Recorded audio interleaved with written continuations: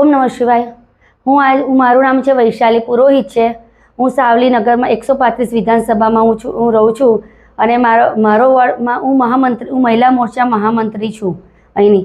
ગઈકાલે પરમ દિવસે સેન્સ પ્રક્રિયામાં વચમાં મેં ફોર્મ ભર્યું હતું ભાજપ મહિલા મોરચામાંથી। મેં કોર્પોરેટરની ટિકિટ માટે મેં માંગણી કરી હતી ભાઈ જોડે। મેં 5 નંબર વોર્ડમાં હું ઊભી હતી। એમાં મને લોકોએ ટિકિટની પહેલાં કીધું મને હું 15 વર્ષથી હું આ સંસ્થામાં 15 વર્ષથી હું આ ભાજપમાં કામ કરું છું। કાલે મેં જ્યારે પેલું જાહેરાત થઈ ત્યારે મેં ભાઈને ફોન કર્યો કે ભાઈ મારી ટિકિટ તો કે બેન તમારી ટિકિટનું તો હવે શું કરવાનું એમ એવું કહી દીધું મને લોકો બધાએ। એટલે મેં કાલે રચિતભાઈને મેં મારું મહામંત્રીનું રાજીનામું જે મહિલા મોરચામાં મહામંત્રી હતી એને મેં મારું રાજીનામું આપી દીધું છે। મેં 15 વર્ષથી કામ કરેલું કોઈ જણાયું નહીં ભાજપમાંથી કોઈ વ્યક્તિઓને તો પછી હવે મારે કામ કરવાનો કોઈ અર્થ નહીં।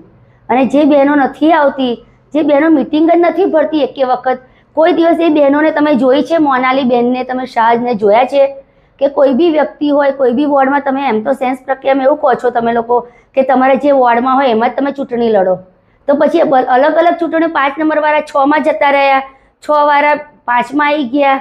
અને બીજું કે કઈ બહેનો તમારી અત્યાર સુધી 5 નંબરવાળી નગરપાલિકાની બહેનો કેટલી બહેનો તમારા ભાજપમાં આવે છે મિટિંગો ભરે છે કે પછી બહેનોને પછી શું કરવા ઉમેદવારી આપો છો? ભાઈઓ જ પછી લડે છે એમની જગ્યાએ એમના હસબન્ડો લડે છે તો પછી ભાઈઓને શું કરવા બહેનોને શું કરવા ટિકિટ આપો છો? જે અમારા જેવાને જેને અન્યાય થયો છે એનો કોઈ અર્થ નહીં। 15 વર્ષ મેં મારા પાણીમાં કાઢી લીધા કોઈ અર્થ છે ભાઈને? બીજું તો હું શું કહી મેં મારા મહામંત્રીમાંથી રાજીનામું આપી દીધું છે મેં બસ મારે બીજું વધારે નહીં કહેવું।